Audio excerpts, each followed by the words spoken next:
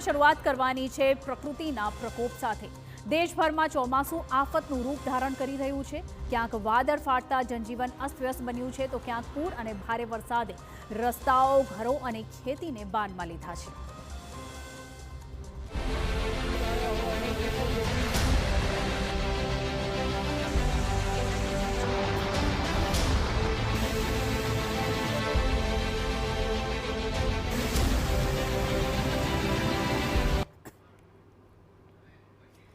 जम्मू काश्मीर थी लईने आसाम, महाराष्ट्र और राजस्थान सुधी कुदरतनो कहर यथावत छे। नदीओ उफान पर छे, गामड़ा पाणीमां गरकाव छे अने बचाव कामगीरी युद्धना धोरणे चाली रही छे। उत्तर भारतना पहाड़ी राज्योथी लईने पूर्वोत्तर भारत सुधी मेघराजा धोधमार वरसी रह्या छे। जम्मू काश्मीर, हिमाचल प्रदेश और उत्तराखंड में आगामी 24 कलाक दरमियान अचानक पूरનું જોખમ ઊભું થયું છે, જ્યારે અનેક વિસ્તારોમાં ભૂસ્ખલન અને કાદવ ધસી પડવાની ચેતવણી આપવામાં આવી છે। શ્રીનગર, રાજૌરી સહિતના વિસ્તારોમાં ભારે વરસાદે જનજીવનને પ્રભાવિત કર્યું છે અને બીજી તરફ આસામમાં પણ વરસાદી આફતે હાહાકાર મચાવ્યો છે। કુદરતના આ રૌદ્ર સ્વરૂપને કારણે અનેક વિસ્તારોમાં લોકો મુશ્કેલીનો સામનો કરી રહ્યા છે અને વહીવટી તંત્રને પણ હાઈ એલર્ટ પર રાખવામાં આવ્યું છે। उत्तराखंड में सतत वरसी रहेला वरसादना कारणे पहाड़ी विस्तारों में भूस्खलननी घटनाओं में वधारो थयो छे। देहरादून मसूरी स्टेट हाईवे पर एकाएक जमीन धसी पड़ता भयावह दृश्यों कैमरा में कैद थया हता। सदनसीबे तंत्रए अगाउथी ज जोखमने ध्यान में राखीने मार्ग पर अवरजवर बंध करावी दीधी हती, जेना कारणे मोटी जानहानी टळी हती।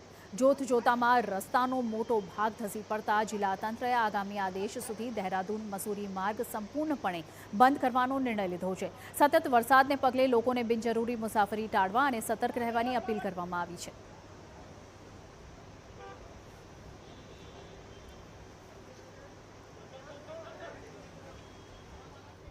उत्तराखंड में धोधमार वरसादने पगले देहरादूननी तमसा नदीए रौद्र स्वरूप धारण कर्યું છે। ટપકેશ્વર મહાદેવ મંદિર નજીક નદીનો પ્રવાહ અત્યંત પ્રચંડ બનતા તંત્રએ શ્રદ્ધાળુઓને નદીની સુરક્ષિત અંતર જાળવવાની અપીલ કરી છે અને ઉપરવાસમાં સતત વરસી રહેલા વરસાદને કારણે નદીના જળસ્તરમાં અચાનક વધારો થવાની શક્યતા વ્યક્ત કરવામાં આવી છે, જેને ધ્યાનમાં રાખીને કાંઠા વિસ્તારના સ્થાનિકોને પણ એલર્ટ કરાયા છે અને કોઈપણ પ્રકારની બેદરકારી ન રાખવા સૂચના આપવામાં આવી છે।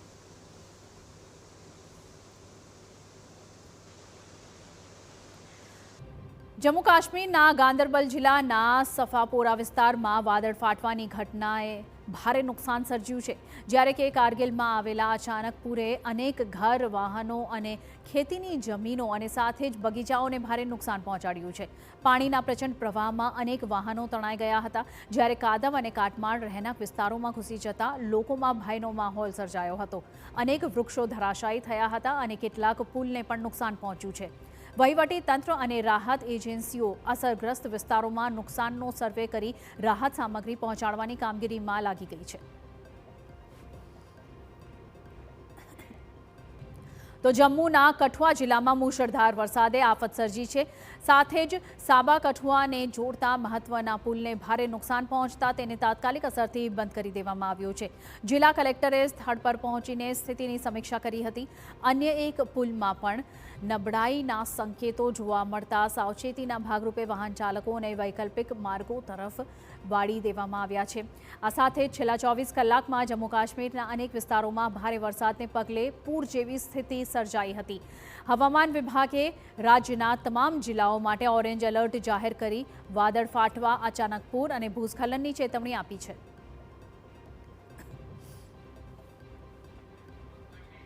આસામમાં પૂરની વિકરાળ સ્થિતિએ જનજીવનને અસ્તવ્યસ્ત બનાવી દીધું છે। ધુબરી સહિતના અનેક જિલ્લાઓમાં ગામડા પાણીમાં ગરકાવ થઈ ગયા છે અને સાથે જ લાખો લોકો મુશ્કેલીમાં મુકાયા છે। બેકાબૂ બનેલા પૂરે અત્યાર સુધીમાં 10 લોકોના જીવ લઈ લીધા છે।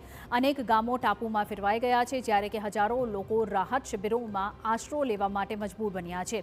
વાયુસેનાના હેલિકોપ્ટરો દ્વારા સતત રાહત અને બચાવ કામગીરી હાથ ધરવામાં આવી રહી છે। આ સાથે જ રાજ્યના 16 જિલ્લાઓમાં પૂરની અસર જોવા મળી રહી છે અને ઉપર સાથે જ આસામ તરફ જતી અનેક ટ્રેનો પણ રદ કરી દેવામાં આવી છે।